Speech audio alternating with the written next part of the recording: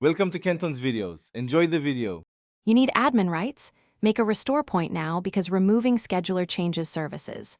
First, export critical scheduled tasks by right-clicking each and choosing Export. This preserves settings. Then open Services. MSC and Task Scheduler Library, side by side so you can compare. Once done, identify the task scheduler service and related scheduled task names you plan to remove. This step prevents accidental loss and gives you a rollback if something breaks, so don't skip it.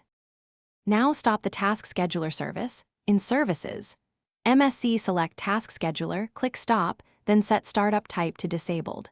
Next, go through Task Scheduler Library and disable individual tasks by right-clicking and choosing Disable. Remove triggers if present. If third-party apps created tasks, uninstall or disable those apps first because they may recreate entries. Once disabled and stopped, verify dependent services aren't marked automatic. Change them to manual if needed. Make sure you keep the exported XML files until you confirm stability.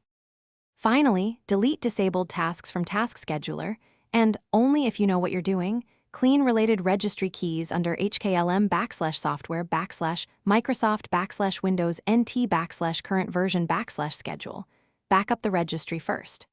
Reboot and confirm the Task Scheduler service stays stopped and no scheduled jobs run.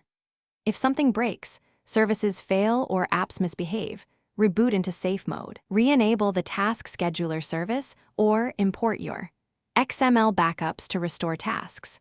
One key tip: restoring the service usually resolves most.